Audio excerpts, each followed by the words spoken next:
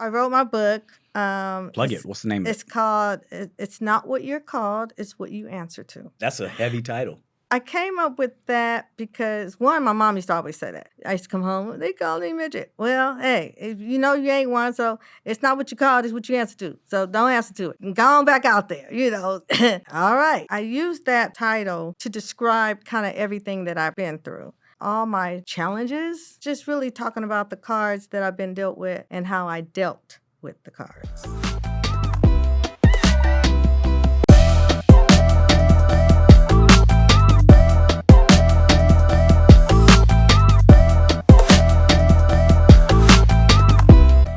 Guys, welcome to another episode of Sippin On Excellence with Dr. Lionel Hunt, and I'm always with my man, my dude, Coach KJ. This is where we talk about the real, the raw, the unedited, talk about life, relationships. Talk about getting that medicine. Absolutely. Absolutely. Now, come get that medicine. We got a special guest for y'all today. This is a good one. This is a good one. She is her and I have a very special relationship. We'll let her tell that story, but if she wants to. With that being said, I want to introduce you guys to Tonya Renee Banks. Feel free to talk about him too. Nah, I don't have anything bad to say. What's up, T? Hey. Little boss. Thank you, Little guys, boss for in the house. having me here. Oh, thank you for blessing us with your presence. We about to have a good time. You ready? I'm ready. Let's go. Stay ready, ain't got to get ready. That part. Stay ready, ain't got to get ready. That part. She was here waiting on you. I'm on time today. Notice I said today. Those of y'all who know me challenges in his life. Know outside of work that I got a very shaky relationship with punctuality. But I'm never late. I'm just a little late. Okay. I guess better. Anyway. I'm going to sit back over here a little bit. Tanya. Tell us about you, Tanya. I want to know about you. Who you are, where you from, girl. Okay. My government name is Tonya Renee Banks. Born and raised, I was born in Compton and raised in Carson. All right. Born and raised. L.A. native. Native, Angelino. Uh-huh. For real. South LA. The South Bay. Mm-hmm. How's it make you feel that your city's kind of getting banged up right now? We've been through it many times. We had the Watts riots. We had the LA riots. Mm-hmm. Now we got the Latino. You had the George Floyd stuff. We had definitely 2020. That was around the world. Right. Yeah. That was in every continent. Yeah. You had that with the pandemic, and now you had fires this year. Now you got this. But the LA riots affected nationally as well. Yeah, it did. This was after the verdict, right? Mm-hmm. Mm-hmm. Now these fires, I have an opinion about that. We might have very similar ones. Because last year, Mm-hmm. last year, I own a home and I paid, insurance. And my insurance is due every April. So they call me. I was with State Farm. They call me in March. They go, "Yes, Miss Banks, we're calling you because your premium on your home insurance is going up." I said, "Why?" I ain't made no claims. I'm not in no fire or flood area. Why mine got to go up? Mm-hmm. Oh, because the fires around. We have to kind of pull from everybody. Wow. I was like, did nobody tell them to move up there? They admitted that they got to pull from everybody? That's what they said. That's what they said. Wow. In plain sight. That's what they said. I'm going to make you pay for their crib. Right. So I said, okay, well, how much is going up? Because I was paying like $19. They said 38. They just doubled it. Randomly doubled it. I said, what? So they were creating numbers Wow. out the ass. I was like, really? I said, oh, y'all got me, I didn't say jacked up, but I said Sorry. another word. Feel That's all free. right. We don't bleep here. What she's about to say, you got me You fucked up. That's exactly. And so they said, well, I mean, because that's what it is. That's why we letting you know, because April, that's what the bill. I said, oh, no. I said, well, I'll call you guys back.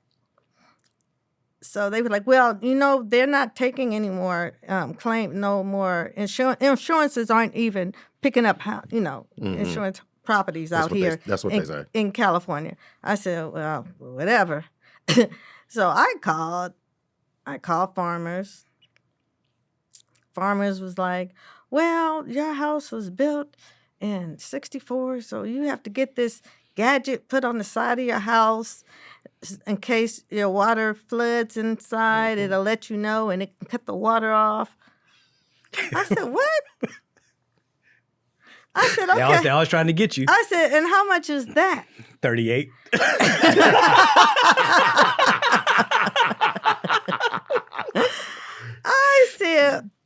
He said $900. I said, okay. I said, and how much will my insurance be? About 27. I said, oh no, yeah. Oh, wow. Which adds up damn near 38, So I, scratch y'all. So then I said, you know what? I'm gonna call AAA because I got the roadside service thing. I called AAA. AAA said, I said, yeah, I have your roadside. So yeah, we see that. You've been with us for 29 years. Yes, I have. Yeah, we would love to insure your home. So they did the little numbers. They said, okay, it'll be about 21. I was like, okay, that's the cheapest. So I was like, okay, cool. And then I thought a couple of days later, I was like, maybe if I bundle my cars, It might bring it all down. they'll bring that down. So I called them back. I said, okay, I have 3 cars I want to get covered. They was like, okay, give them the cars. I said, now that gives me a discount on my home, right? Yes. I said, okay, how much? $500. Right. So Right. that's $1,600. Right. So that's cheaper than what I was paying. Right. I said, okay, cool. Let's bundle them up. I tell you, my mom worked for AAA all her life. Wow. All her life. And did not have homeowners insurance through AAA. And she got shafted by, I forgot what organization. Really?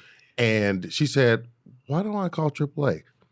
Duh. You worked for them. You retired from them. Right. That was your first job out of high school. Wow. As a secretary and worked all the way through. She retired, she's at 65. So she's been retired for 7 years. She didn't think to call them. Yeah. I mean, it's like, come on, man. And they'll work for you, work with you. Yeah. And they're all about loyalty. And because what it is, the difference between AAA and everybody else, AAA is a non-profitable organization versus the other insurance, it's about a profit. So that means they're only allowed to have like a 4% profit margin to keep their nonprofit status. You can't have profits more than a certain margin. So they have to find ways to kind of just provide the service, which is kind of cool. Yeah. Yeah. It worked for me. Just think about your mom. It's amazing how we overlook the obvious in plain sight. Absolutely. As people, we do it all the time. We don't think we're looking over here, we're looking over there, we're looking over here, and the answer's Right here. But the funny part about that, so they did that, and they did it to all these other people over there in Eaton, over there in Pasadena, Palos Verdes, that whole area, all that. So people was getting their insurance canceled. Yeah. Because they couldn't afford it. Left and right. And so, so then these fires pop out. Right. They just canceled their stuff, and now all That's these why fires. so many people. These fires, and I was like, Wow. And the majority of these people won't rebuild. Well, they probably don't want them to. They probably That's what I mean. They want the land. They want the land. They was like, okay, Especially in the we'll burn them Altadena out area. there. Yeah, we'll burn them out, burn them away, cancel their Absolutely. insurance, burn them out.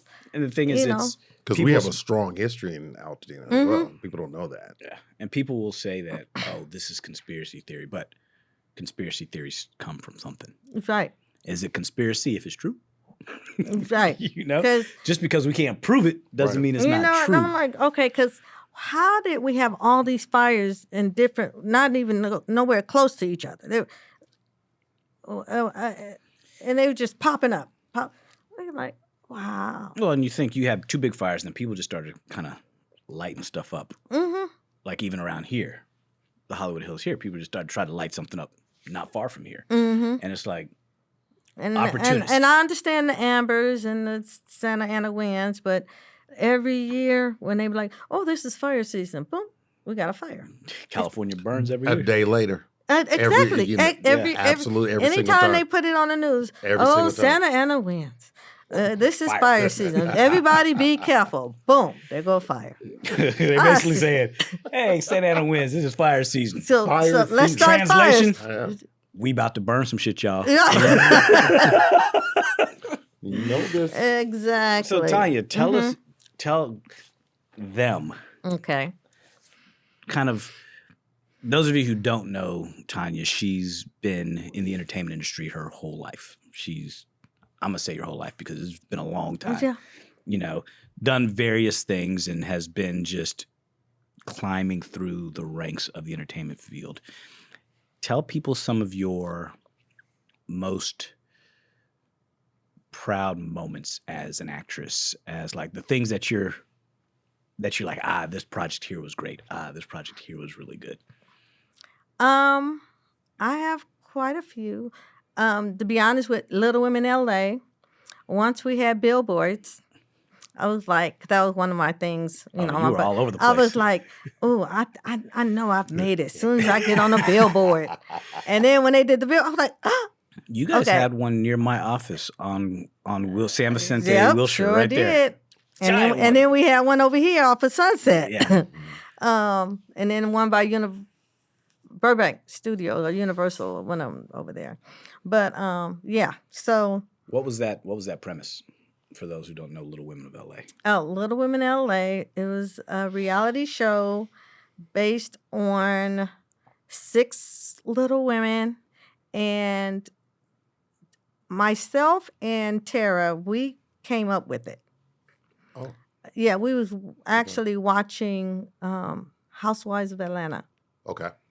And, you know, she's white, I'm black. So we used to always talk about. So you was Nene. I was Nene, she was the Kim. And so we would watch it. So we would watch it. And then on the commercials, we were like, girl, we're gonna need a trip or Kim or this one. I said, girl. So then she said, Tonya, we could do this. I said, yeah, we could. I said, we sure could. Because before that, we were doing mini pop stars or mini legends. We had a show in Vegas. We had a residency in Vegas where I was doing Tina Turner, Janet Jackson, Diana Ross, Beyonce, and then and she would do Gaga, Britney Spears, Alanis Morrison, and whoever else. It was just the two of you?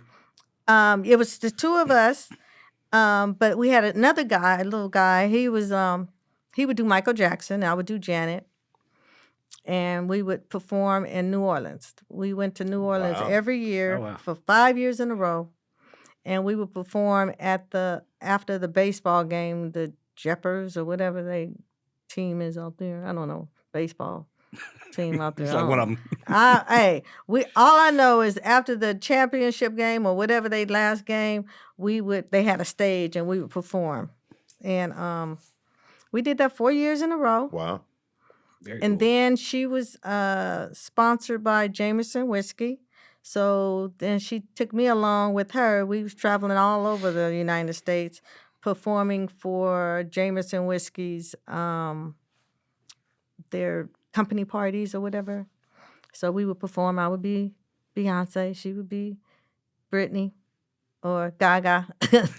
And the biggest. Whoever's the biggest at that time, that's what we're going for. Right, exactly. So, and I was telling her, when we were watching the show, I was telling her, I said, girl, because I'm too old to be trying to dance like Janet and them. I can't dance like, I said, getting these routines together is tearing me up. And so then she was like, okay, well, we're gonna get everybody that we know and get them over. So it was actually my 50th birthday. And we got everybody, we called all the little ones that we knew. And the ones who came ended up being on the show. Okay. Very cool. So we did a little teaser, what they call a sizzle reel of us. So they all came to my house, and my niece was filming it, and we was acting a fool, and the production company picked it up. They saw it and loved it, pitched it. We had a bidding war. We had 6 networks bidding for it. That's strong. That's huge. And they said they never had that before. I know. That's huge. So we ended up going with Lifetime because that particular production company had a relationship with them, with A&E, because A&E and Lifetime and all them other people, they all under that umbrella. Yeah. And so when we did that, we went with Lifetime because they wanted all 6 of us. Okay. We went to Oxygen. Oxygen wanted us, but they only wanted 4 of us. And I understand why. But, So anyway. So we did the show. She don't want to tell that story. Yeah. They wasn't bringing nothing to the table, really. It was just. Along for the ride. We acting a fool.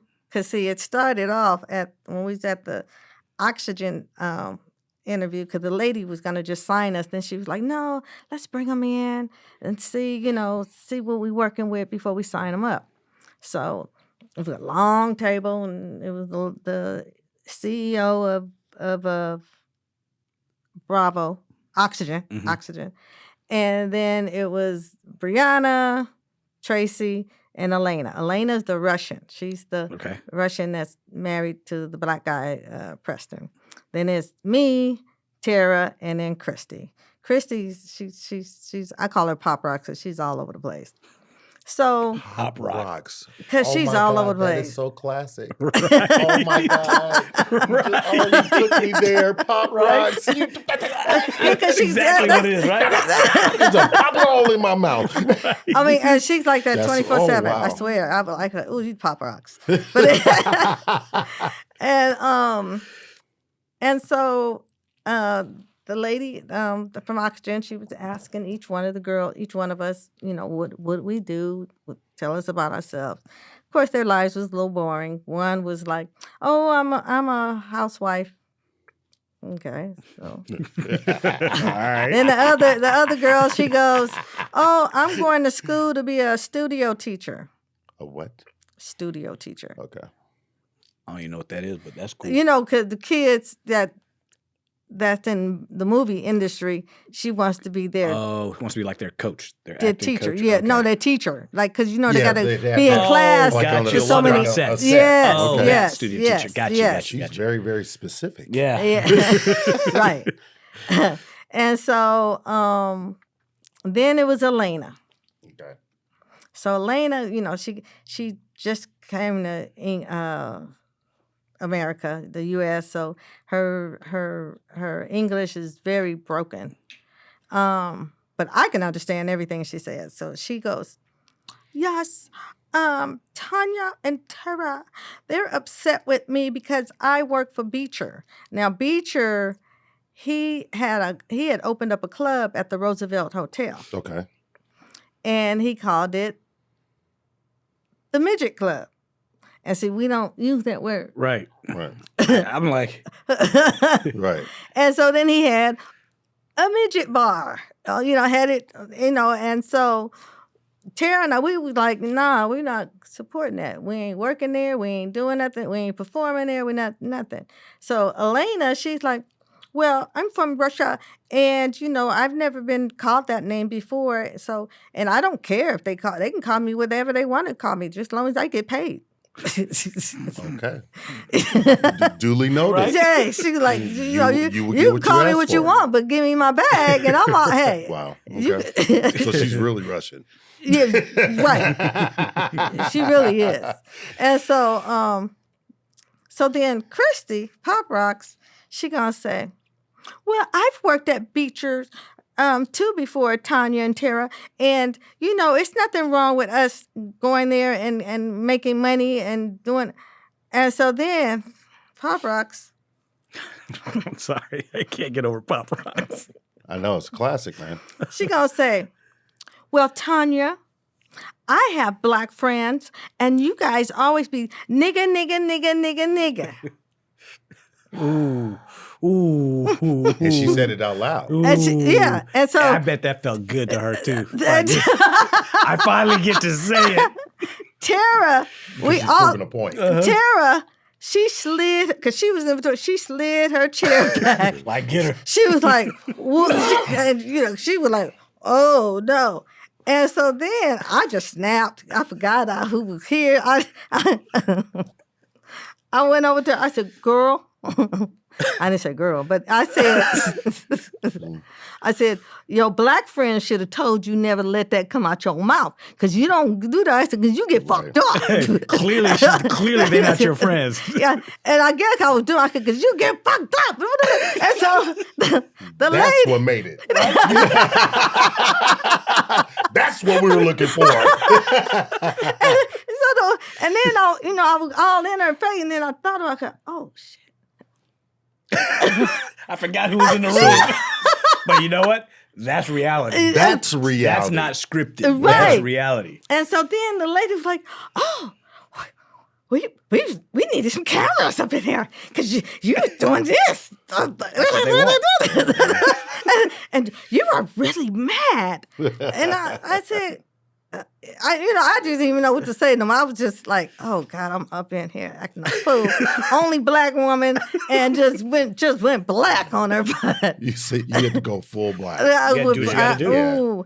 And so then it was funny because I guess the lady must have had her little secretary, if the meeting wasn't going well, to come in. You have another meeting? Well, the lady came in. She was like, Like, gone. Gone now, gone. Don't you see grown folks when you're talking? Being grown. And Matter so, of fact, turn on them security cameras so we can catch it next time. right. And that's what she was like. So then afterwards, traffic, it was traffic and everything. So afterwards, I said, all right, y'all, what we going to do? We're going to go get something to eat, go to Cheesecake Factory until traffic die down because I ain't trying to drive in this traffic. So the lady, we getting up. The lady so, y'all going to eat?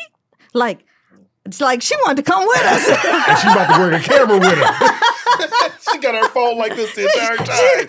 She walking with us to the elevator. She walking with us to the elevator. And like, so, it's because you was really mad. But you guys going to go to lunch now, eat now. I was like, oh, man. That's funny. She wanted us bad, but she didn't want them to.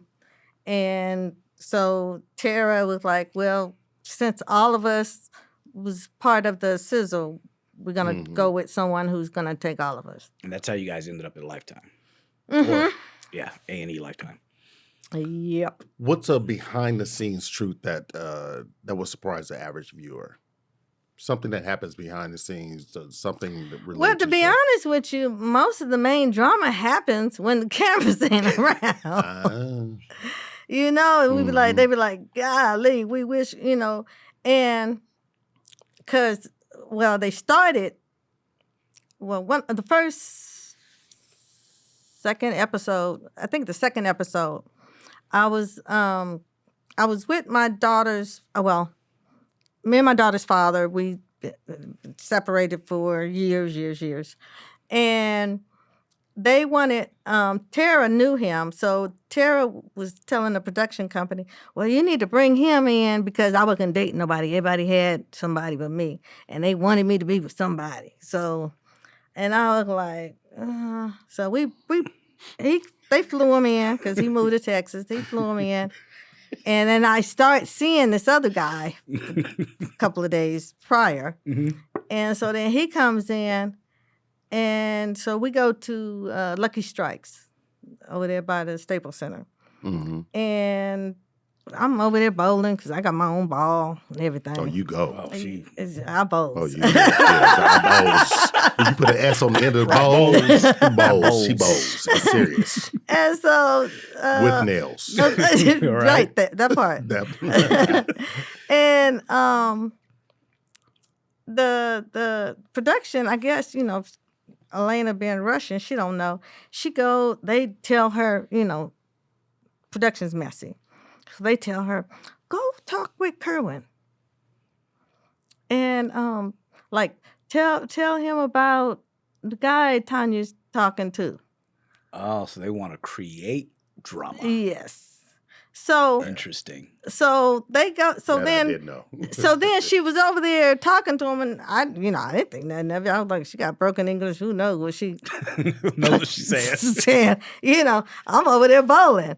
So then we leave, but I didn't really pay too much attention to it. So we leave, and I'm taking him to the hotel, and he's like, yeah, your girl came up to me and asked me, do I know about this nigga that you dating?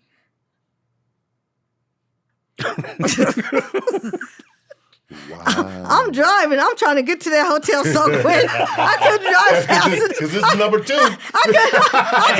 Traffic. I couldn't drive fast enough. Oh, man. And I was like, my girl. So, and he didn't say who it was. Okay. So I'm thinking it's Tara because Tara's the only one that knows him. So I dropped, finally, he all in my ear. And I'm just, let me drop this motherfucker off. Is there cameras at the time? No, there's no we cameras. in my car. This is behind the scenes. Behind the scenes, yeah. Okay. So, I drop him off and I go. So when I'm driving back, I'm calling Tara. I said, Tara. I called Tara. She didn't answer her phone because when we're filming, they have our phones off. And a lot of them don't cut them back on. Well, Tracy, I knew she was going to cut hers on. But I called Tara and the phone kept going to recording. I kept calling back. I said, let me call Tracy. She going to have her phone on. She did. I said, Tracy, are you with Tara? She said, yeah. I said, give her the phone. I said, Tara, what the hell did you say to Kerwin to make him? She was like, I didn't say nothing to him. I said, you didn't say nothing to him because he said your girl. And she was like, no. He said, no, I didn't say nothing. And I said, well, ask them. I said, who's with you? She said, Tracy and Elena. I said, well, ask them. Did anybody say anything to him about me seeing somebody? So Elena, I did. Like, and what? I did. I talked to Corbin. And I said, wow. And so then Tara said, it was Elena. I said, give her the phone. So then Tara put it on speaker because she wanted. So it's just constant creation.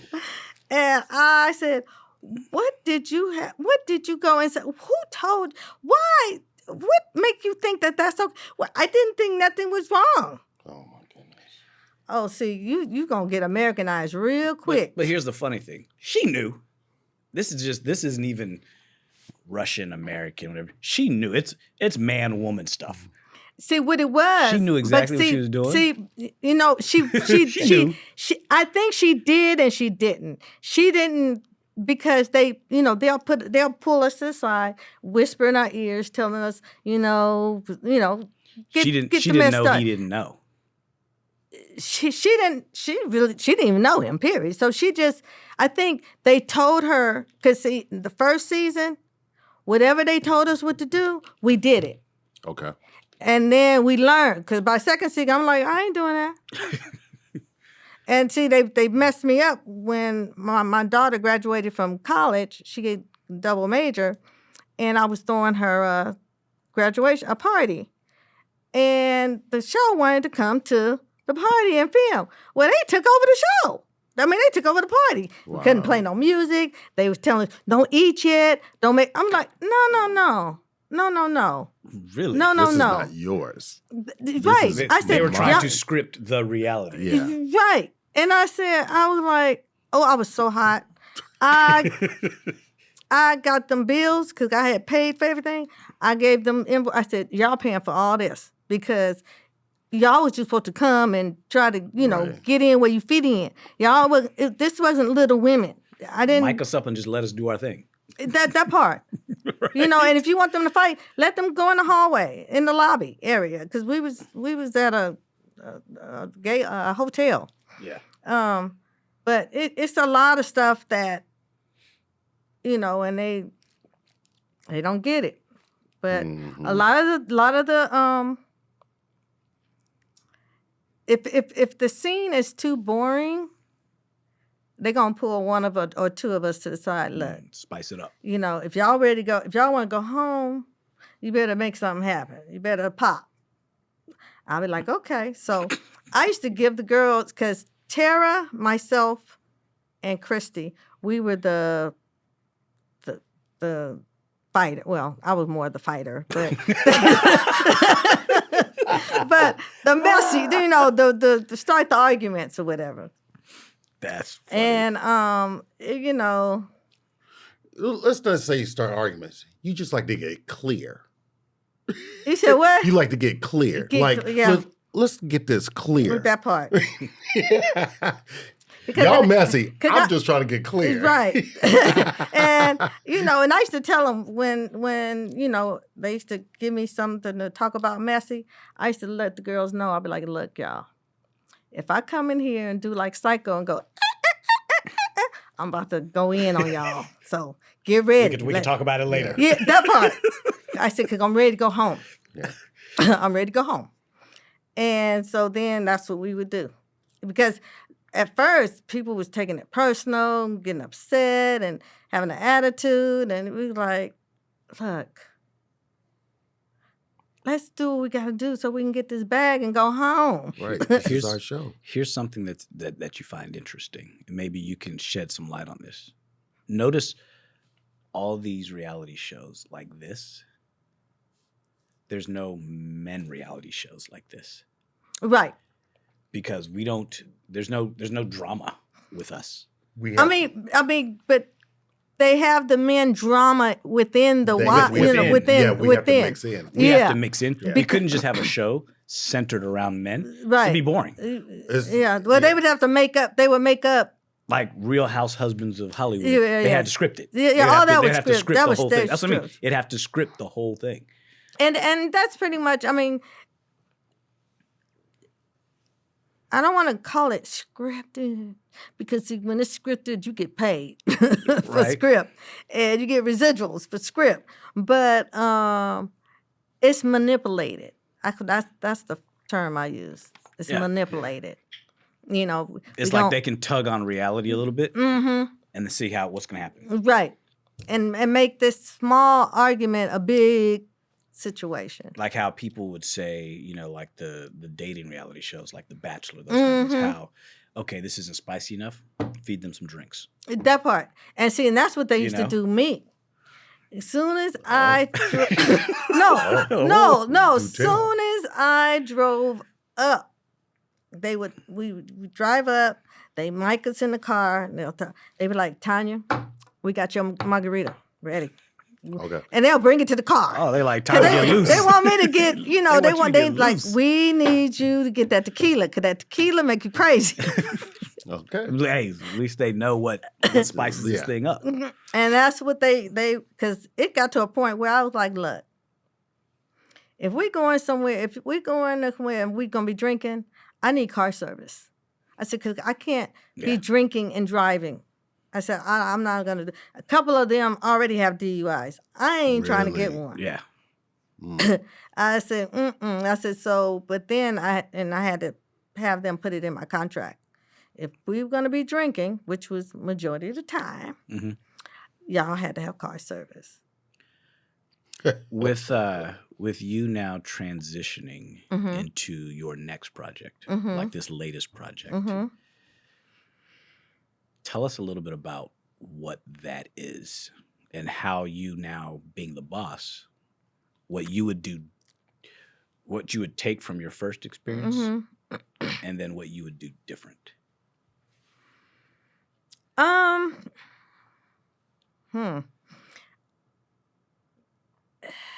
Maybe start by telling everybody what your new project is. You can Okay. put the cat out the bag Yeah, now, right? because well, it's going to be called Little Hollywood. Okay. Because so what happened is this guy Brandon Stewart, he has his own network, and it's called Brandon TV. So it's just like he's starting it just like Netflix started. So it's download the Young app. brother, right? Yeah. Yeah. 30. Yeah. Real young. Yeah. We He's- got to help him because Yeah. I was like, dude, you young. Yeah. But You know. got a vision. Yeah. I know exactly what you're talking about. But he got money. So Yeah. and he got people backing him. So and he actually has Peacock backing him now and Yes. Hulu. Good for him. Yeah. Yeah, right? And I think Zeus, they're trying to merge to him. So what his platform is, he got all the old reality shows that aren't on the air anymore. He's bringing them back. Trying to do a reboot kind of So, thing. what's her name? Abby Lee, the dance moms. Yes. So they're on. He picked her up. He got her on there. They're starting their second season. Wow. Diana, the dancing dolls, from Jackson, Mississippi, she's on that network. Okay. And both of those were on Lifetime. Yeah. So, and they got another show from Lifetime. So I approached him with Little Women, and so he was like, well, go to all your girls, ask them if they're willing to do it. And I was like, okay. So I told them all, and they was like, yeah. So I gave him the phone number. He contacted them. 3 of them backed out. Well, Tara backed out because she's already doing another project with Lifetime. But she kind of put a little monkey wrench in the group text. So Brianna don't want to do it, which who cares, because she really didn't have no storyline anyway. And then Elena, the Russian, she didn't want to do it because she didn't have 3 babies. She didn't have a set of twins and a little girl, so she's not the bombshell that she was on the show. So she's like, I got a family, and I'm this, I'm that, and I don't, I'm not happy with my weight and this and that. So okay, understandable, no problem. We could have worked on that on the show, but no problem. And so then it was just me, Pop Rocks, and and Jasmine. Now Jasmine, she's kind of straddling the fence. So he's like, so Brandon is like, okay, well, it'll just be your show, and you'll have, if they want to come on, get, on a couple of episodes or whatever, we just work it like that. And I have some other people that's on hold that they're willing to do it. So I was like, okay, as long as I'm the boss. You have, there's so much, I guess the word swagger. Where does that come from? Where did you find that space? Like, no, I'm it. It comes from somewhere. That confidence that I'm going to say my mom, Okay. both my mom and my dad. Now, my dad passed away. He got killed when I was 13. Okay. But I was daddy's girl. Mm-hmm. So he spoiled me. And then my mom, she was, a single woman raising 3 girls. And she was a tough cookie. She was, men used to call her Thoroughbred. Whoa. Because I said I was going to write a book about her, and I was going to call it My Mama Was a Savage. Because she was a a hustler, like in a good way. Like, because when her and my dad's divorced, she got 3 girls. So she's like, she in the house and she's like, I got to pay these bills. So she was like selling everything.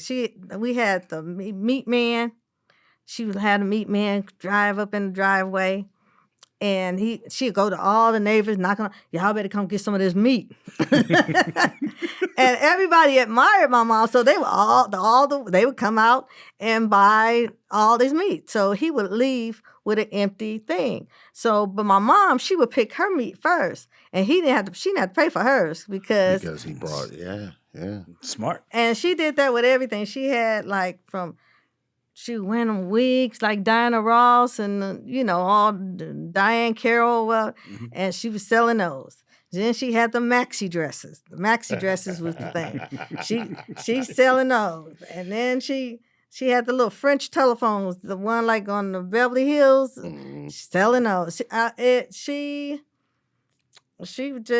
just had that mouthpiece and that confidence, and she always pushed us to be like that, and be strong and independent. And because when both my mom and dad, when I was born, I was a fat baby, because even though I was little, I had rows of skin, so they just thought I was a fat baby. And I have a cousin, he was born a month before me. So when he got around 9 months, by that time kids are walking around, walking around the table and stuff. Well, at that time I could barely sit up. Okay. So my mom used to prop pillows and stuff so I could sit up. So one of my aunts told my mom, she said, Phyllis, girl, I think you got you a little midget over there. And my mom said, don't say that. My baby just fat. My baby just fat. Oh, boy. And so Talking about my baby. She's just a thickle.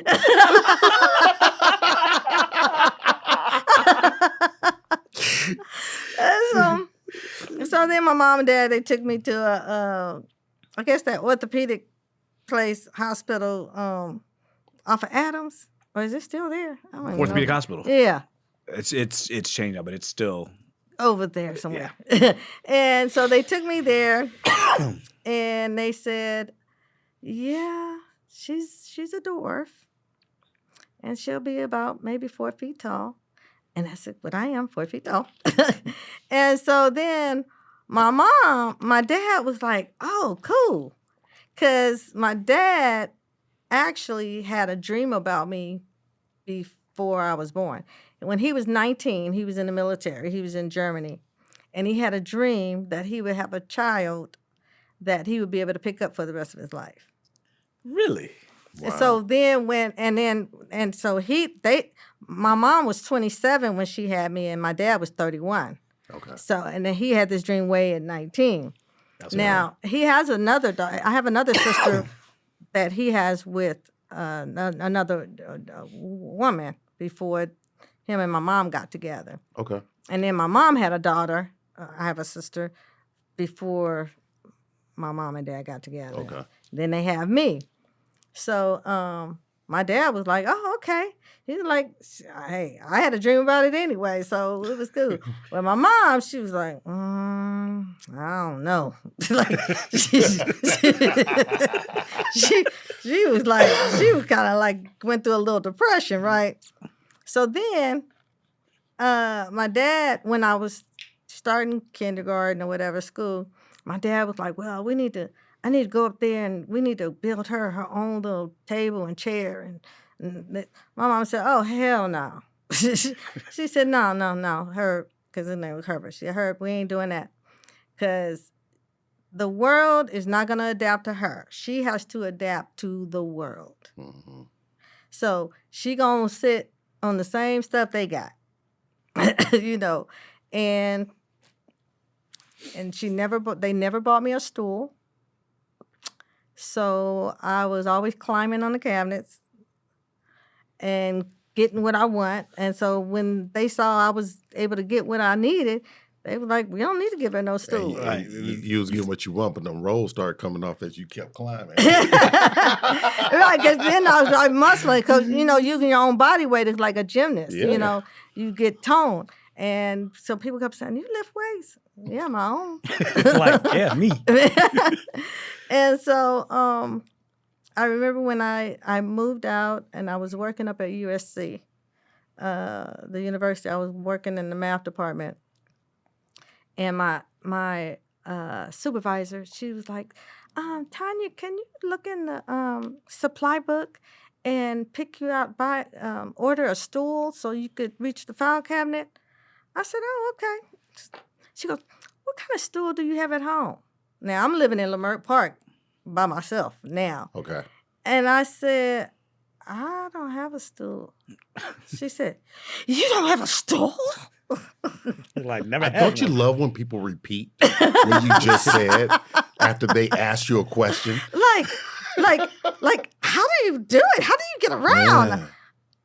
Climb. I'm Figure it just out. used to climbing and getting, and I'll pull a chair up if I got to wash dishes or cook, but I don't have no stool. She said, "Girl, order one and get one for you too." I said, "Okay." Man, I took that stool home. I was like, "Oh, this is cool." This what I've been missing out on. I was like, "Oh man." Oh man, I mean, climbing up and holding up and doing this, and I was like, "Ain't this like a slice of bread?" I was like, "This is cool." What's interesting is that I was sitting here thinking, I wonder where Lil Boss came from. Now I know. Lil Boss was you having to be a Lil Boss. You know what I mean? Just like Yeah. your dad and your want to do this, your mom was like, "Nah, Mm-mm. she's gonna figure this out." And that's what a boss does, right? They figure it out. They Yeah. figure it out. What made me think about one thing that my dad used to always say. He said, "Don't be the life of the party, be the party, and everything will just circumvent around you." Now, everybody used to call me Little Bit. But one of my girlfriends, she works for FBI. Well, she's retired now, but she's the one who named me Little Boss, because our daughters went to the same preschool. And my daughter was 2.5, 3 years old. And I was taking her to the preschool and then going to work. Well, since I was there after 9, they gonna decide to lock the doors. And I was hot, and I know they saw me on camera, and I'm banging. I'm like, I gotta let me in, let my daughter in. Well, and so then I was so mad, but I thank God I had my niece. She was at my apartment. She was out of school that day, so I had to drive back home, take Angelique back to my niece, and then I had to drive to work. Next day, I went, because it was through the YMCA. I went to the headquarters. I said, they not getting paid this week because they locked me out. And that made me late for work. And I had to get somebody to watch my child. I said, there's no reason for you guys to lock them doors. And so then the one of the teachers talking about, well, we did that because we didn't want the kids coming in interrupting. What the hell you teaching a 2-year-old at 9 o'clock? Right, what they interrupted. Coloring? Not even. Not even that. No. I said, y'all got me jacked up.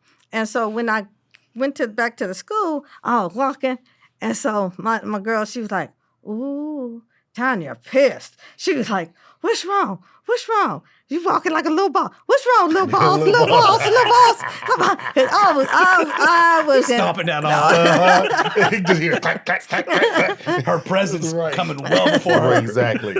And she called me little ball, and everybody else started calling me, and then It just stuck. it just stuck with me. It went from little bit to little balls. What's your theme song when you walk I'm into a room? bossy. That's what I want to get out. I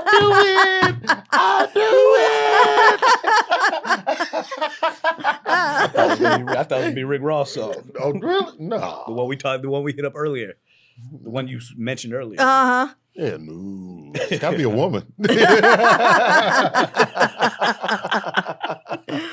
Oh man, but yeah, behind it, If you look at your life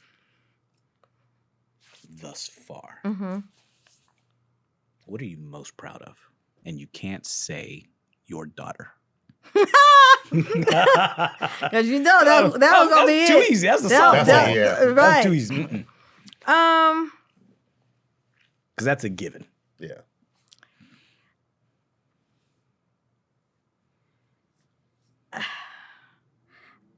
I guess I'm proud that I never give up. Anything I put my mind to it, I do it. A lot of times I do it jumping both hands and feet, not knowing everything about it, and you'd be like, I should have did a little bit more research before I did this. But you live and learn, and you learn from your mistakes and everything. My biggest, I guess, accomplishment was when I wrote my book. I meant to bring you guys one too. My bad. I'll get it to you. I wrote my book. Plug it. What's the name of it? It's called "It's Not What You're Called; It's What You Answer to." Talk about it. That's a heavy title. So I came up with that because, one, my mom used to always say that. Well, because I'd be like, I used to come home, they call me midget. Well, hey, if you ain't one, so it's not what you called, it's what you answer to. So don't answer to it. Mm-hmm. Go on back out there, All right. And so, I've been calling all kinds of names. Bitch, this, that, everything but Tonya. So, I used that title to describe kind of everything that I've been through. And the book is about all my challenges, my first time doing stuff, whether if it was good and turned bad, or if it was bad and turned good, and it's just really talking about the cards that I've been dealt with, and how I dealt with the cards. So it's very inspirational. Where can they find it? Amazon? It's Amazon. Yeah, Anywhere that you like to get your books. It's Amazon, or I usually do book signings and go around and do stuff like that. So I'm just wondering why we don't have books. I know, and I've known you for how long? I know. I should, because I was going to bring you the books and the wine, but I was trying to rush and get here real quick. Don't just skirt past that. The wine. So what had happened was, she just snuck that in. I know. What had happened was, I was gonna bring y'all the books, the wine. The wine company I started. Go figure. It's a good wine, but I don't. The thing is, I don't only have a couple of bottles left, but I was gonna give you a bottle, because the winery, the guy that I went and did my wine, he's in Livermore, up there by San Francisco, and he kind of pissed me off too, because he created the wine. My publicist had hooked me up with him, and I told him what kind of wine I wanted. I didn't want it too sweet, a little sweet, but not too sweet. I don't like dry. And so he created this red blend. Okay. So the red blend is Merlot, Syrah, and Zinfandel. Okay. And the alcohol content in it is 16.8 or 17.8, something like that. So it's a man's wine. Okay. That ain't nothing but Cisco. You know Cisco. Oh, my Cisco. God. Oh, made people crazy. Ooh. Oh, Cisco. That back in the day. That orange and strawberry. I'm putting Ooh. stir The in fact that that we water. all know. No, I couldn't. I Oh, know. You know what era we all come from. my daughter's father used to drink that, and I wanted to kill him. And I told him one time he embarrassed me so bad. I said, look at me in my good eye. If you drink that ever She again, said, "My good I eye." said, I said, if you drink that again, we over. I said, over. And he knew I was sick. He stopped. He didn't drink it no more after that. Because I was like, We've all had them nights. that stuff would make you crazy. Yeah. Mm-hmm. I didn't drink it because I wasn't drinking at that time. I've had a couple of You times. drank it? I didn't drink it. It was I've had inexpensive. a couple, yeah. It was so cheap. It was cheap. You bought it in a liquor store in the hood. And When it you was young sweet. with no money, But I didn't like it. like $2. Things like you was sipping on syrup. Yeah, it was just, you it weren't. Was, it You was weren't drinking it for the horrible. taste. You You were drinking I it. You were mean, drinking it to get there. He would get ignorant though. It made you ignorant. Yeah. It didn't make you just cool. It made you act a fool. Yeah, that's about right. And I'm so glad they took that off the market. I They don't know needed to. what We used to call it liquid crack. They needed to. That's exactly what it was. Yeah. Scary. That That was scary. and they're That's gonna what it ain't was. gonna name it a wine. And you couldn't find it in the grocery store. No, it was only in the liquor stores store. in the hood. Yeah. That Yeah. part. And why was there a liquor store on Every corner. Mhm. and a church every other Corner. Drink, go get saved. Drink, go get saved. Drink, check cashing, church. That part. Yeah. Now you know them. No banks. Check cashing. Or as kids, we used to have to go get our candy at a liquor store. Yeah. We used to go to the liquor store to get our candy because it was convenient. It was right around the corner. Oh, see, well, not in Carson. We had to. Yeah, that's true. We had. But first, we had the ice cream man. Then they banned the ice cream man because you had them bad ones come at night selling drugs out the ice cream Yep. truck. So then they just banded it all which way Yep. around. But then we had the candy house. People would go to Smart and Final, buy all the candy and ice cream sell and 'em out stuff, their and then house. sell it out their garage. Mhm. So remember that. we had the candy house. But yeah. On the flip side of what you're most proud of. So I'll back to that, the book. Yes. I'm proud of my book, and it was interesting because after I wrote it and read it, because I had to read it to proofread it, Mhm. I was like, you know what? This book is therapy. It was therapy for me. Because you're writing down everything, good, bad, indifferent, everything. It's like a journal, but you're writing it. It's like you got a therapist there listening to it. It's like a journal in reverse. It's not a daily journal. You're going backwards Yes. and And reliving then it. bringing it back. Yeah. And so the publishing company, the girl, her name is Kennedy, DeVoe Publishing. She came over about 5 or 6 times, and she just cut the recorder on, and she would be there for 2 hours, and I would just speaking. She's texting me now. I was just talking, telling a story, because people always say you should write a book because you're a good storyteller.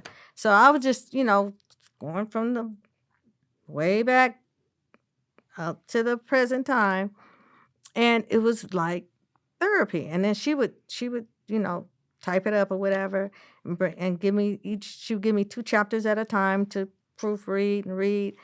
And I was like, and the parts where I was crying, every time I read it, I cried again. Yeah, therapy. I'm like, why am I crying? And I already know this story, And Because you're reliving it. and so it was therapy, and that's why I'm most proud of the book, because it was therapy. And then when my daughter read it, she was like, "Mommy, when I was reading your book, I heard your voice talking." Mhm. She said, I heard you talking. I could literally hear you talking. And she was like, and I didn't know you went through all that. I said, yeah. So, but That's very cool. Because sometimes we hide things, or the things yeah. get shelved in our brain, And then having to speak them out, mm-hmm. and then writing them as she's writing them in your words. Mm-hmm. And now you're reading your words. Right. Like, oh snap! Right. Who And said it was that? like, Did I say that? it was like, oh wow, And you're talking to a complete stranger, so you're not worried about what's coming out to somebody who knows you. Right. Like a therapist, a complete stranger. Absolutely. Mm-hmm. You can just be absolutely naked Right. and say, let me just bear it's it all because it's very objective. I'm not judging you. I'm just listening, documenting a story. I'm just documenting what you're telling me. Right. Say it with however you want to say it. She did that with that book, and it was. How long ago did it get published? 2000. It was right at COVID. I had ordered the books, and it took about 3 weeks for me to get them, because I think I ordered like 200 copies or something like that, and we wasn't filming, because if we would have been filming, it probably would have been a bestseller by now. But I go live on Instagram and stuff. I mean, not Instagram, TikTok and stuff, and I still promote it, and it's still selling. We had an event a couple of weeks ago, and I sold like 20 of them at that event. It was only a 2-hour event, so I was like, okay. Very cool, very cool. But that's one of my personal prized possession. Yeah, that's your I'm life. Author. I was like, I can say I wrote a book. I'm That's an significant. author. That's significant. Yeah. So and to add to that, because I did the wine. I did an activewear line. Is there anything you don't do? Like you said, you set your mind to it. You just I just do it. If it's the cinnamon, and I did a cinnamon spread too. But I used to do that. I created that and started making that when I was a kid. And then my daughter and my nephew grew up on it. And then everybody was like, oh, you should sell it. And so first I created it, and I started giving it away as Christmas gifts. And then I just started selling it, and they've been buying it. So it's just whatever, I like or into. Kind of like the hustler's mentality from Mama. Mom and my dad. Yeah. Because my dad, he was always an entrepreneur. He had his own business. He got killed, died. He had a record shop. He had three record shops. And so they were robbing one of his shops and shot and killed him. That's crazy. But he wanted to have a whole bunch of them. He named one of them after me. Well, it was called Tiny's Music Box. And but yeah, he and before he owned the record shop, he owned his own janitorial service. Wow. And when him and my mom was together, my mom would do the proposals, and he would go bid for him, and he would get the contracts. Because in Carson, you have all those industrial buildings around us, and Datsun before it was Nissan. Yes. You had Kubota. You had it was a lot of, especially right off that 91. Yeah, exactly. Yeah.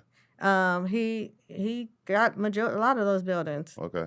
And he would clean them, and my mom would help him, and my older sister would go and help. They would clean at night, and I would stay home with my little sister. Very cool. So he always had that, own boss. He was in the Air Force. Then he got out the Air Force. He worked for the Pacific Bell telephone company. And then he was diagnosed with narcolepsy, and he had fell off the pole because he was Wow. and He was a lineman, basically. yeah. And Okay. so he came home. He told my mom, Phyllis, I'm quitting. I'm starting my own business. Like, I can't work for these people no more. And my mom was like, what? But she, Yeah. and he, Ain't falling off no more No. poles. no. Mm-mm. Before So- we wrap this up, Okay. anything that you can think of that you would say, you know what? I would have done this different.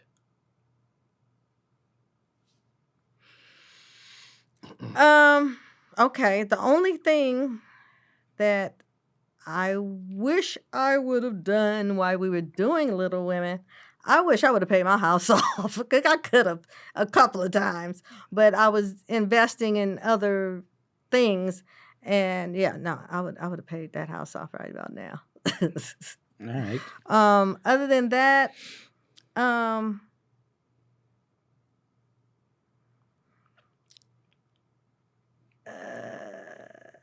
it was a.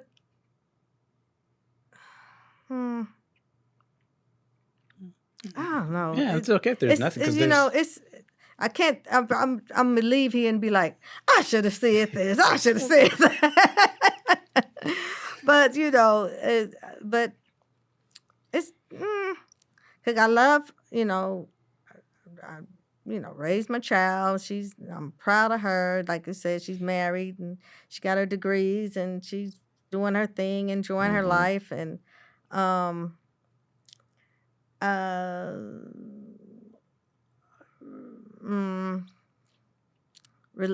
relationship.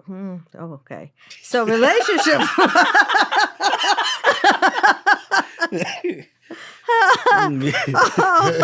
No, really, how you feel about that? Well, the guy I'm talking to now, he's the one. He's cool beings. And if I would have had this mindset, the way I have my mindset now, if I would have had that same mindset back then, I would have been all right. I wouldn't have gone through what all I went through with people. Well, but the thing is, it all shapes you. You had to go through what you went through to be who to you be are. to be who you are today, little boss. But okay, so a while back or years ago or whatever, people asked me, a guy would ask you, what are you looking for? What do you want in a relationship?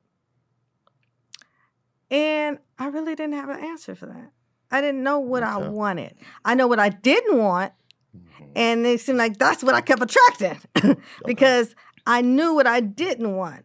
But it took me some time to figure out what I wanted. And a lot of people don't know what they want until they have it. Exactly. Like, I didn't even know I wanted that, but now I know. Exactly. And so I myself, I was like, you know what, Tonya? You striking out. So what Tonya needs to do something different so she can get a different result. And that's what I did with the relationship I'm in now. And it's going on 3 years, and it's, no argument, no fuss, because what I learned is people, when man and woman, when they get together, you like them on sight or whatever, and then you get to know them, then you try to change them and make them what you want them to be, instead of liking them for who they are. So then you want to put expectations. Well, he should do this, or he should do that, or I expect him to do this, or I expect him to do that. Well, you have all these expectations, you're going to get your feelings hurt because they're not going to do them. So this relationship, I said, you know what? I'm not going in there with expectations. I have some requests. Of course.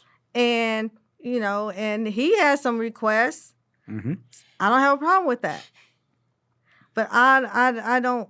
You're not gonna change me. You're not gonna try to control me, manipulate me, and do all. I can't do that.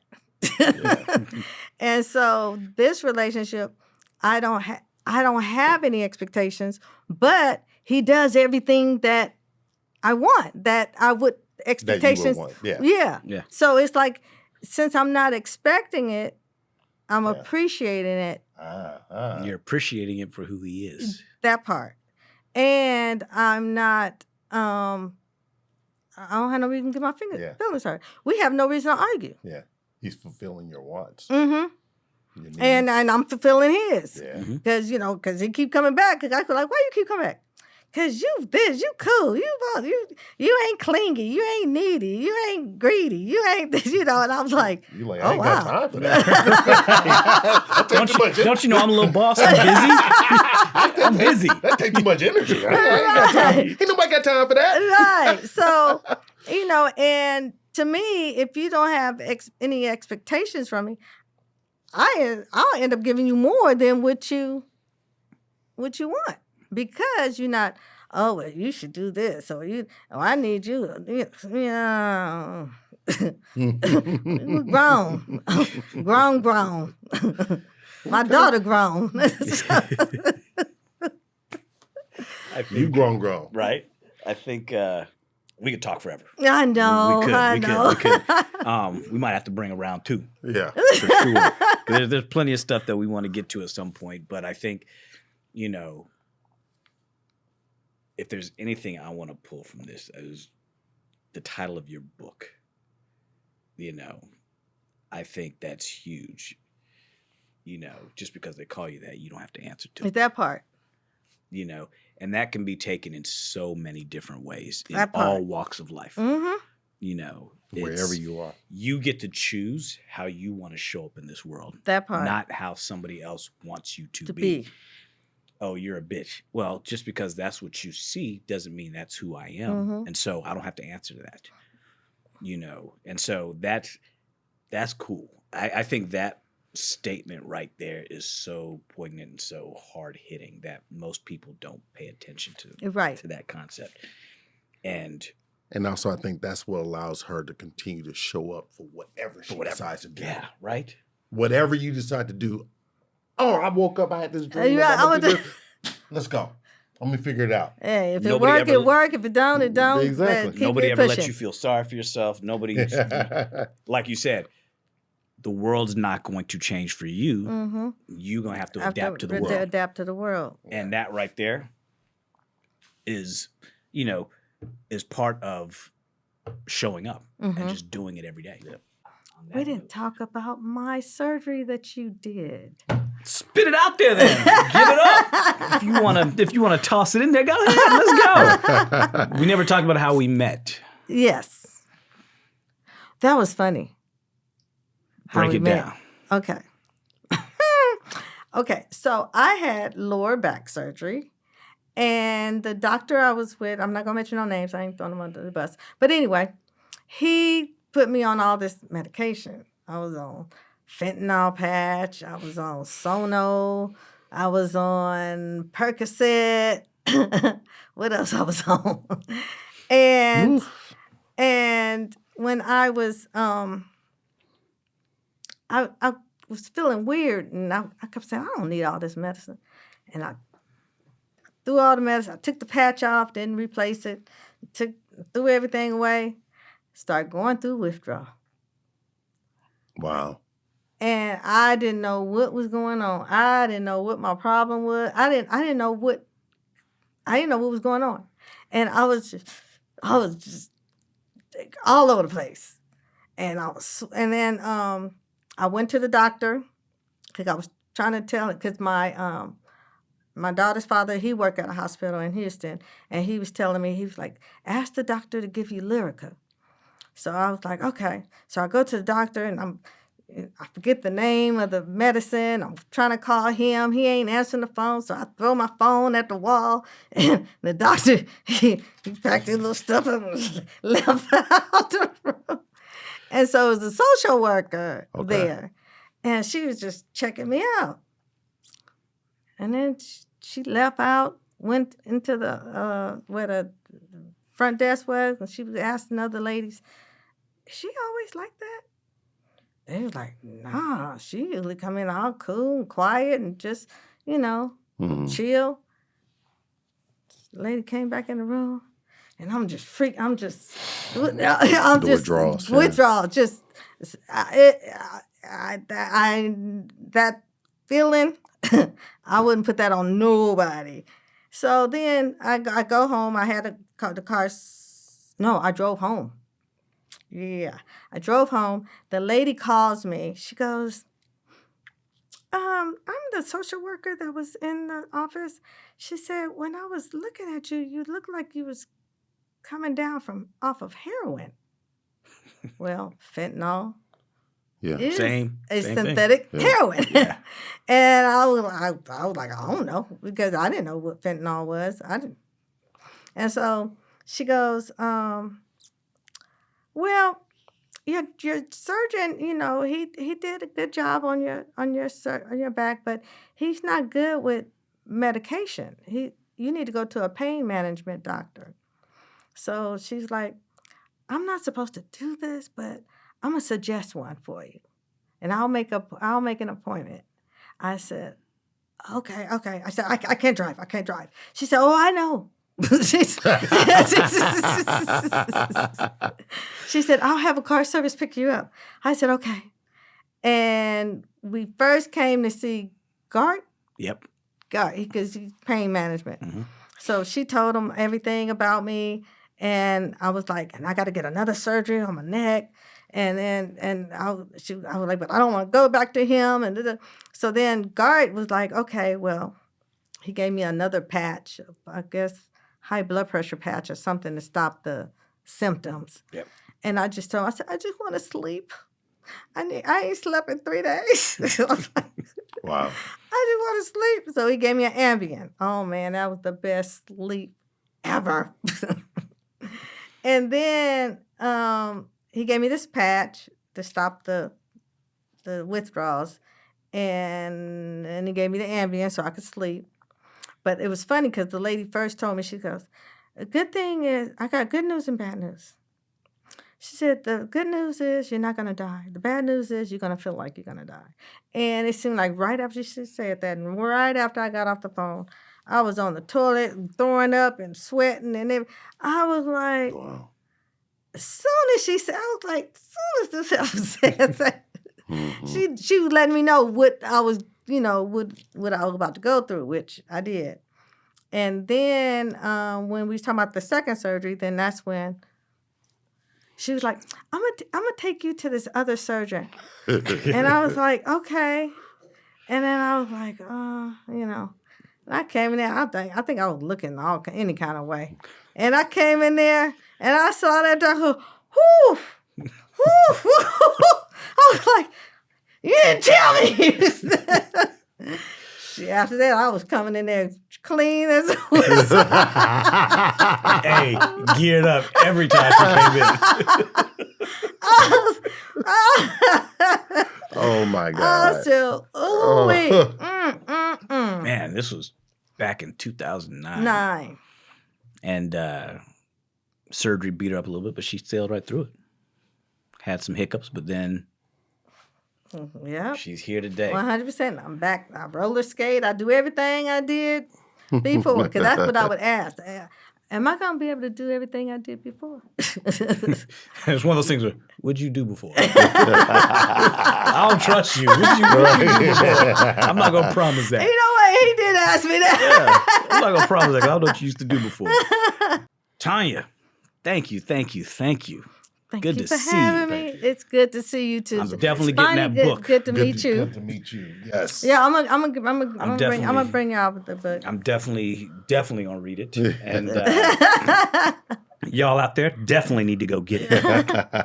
Yeah, She won't run out. She'll get it to you. Don't worry. Right. Make this a New York Times bestseller, y'all. Yeah, they can order it off my website, and That too. I could autograph it for them, and I could send them a postcard that I have with all my information on it. Tell everybody where they can find you. They could find me on TonyaReneeBanks.com. TonyaRenee Banks, Banks. What about your socials? My social, Little Boss on Instagram, Little Boss 7 on Instagram, TikTok, and I think just Tonya Banks on Facebook. Find her everywhere. Be looking out for her new show that's coming, y'all. Yeah, Little Hollywood. Coach, where they gonna find you, man? CoachKJ.com. And at Coach KJ Knows on Instagram. Definitely. You're gonna find me at Leonel Hunt on IG and huntspine.com. Don't forget about the Hunt Foundation. Huntfoundation.org is we're doing big things all around the world, and just keep us in mind. Give us some love.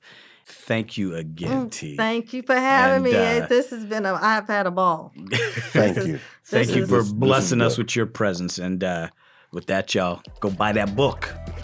We out.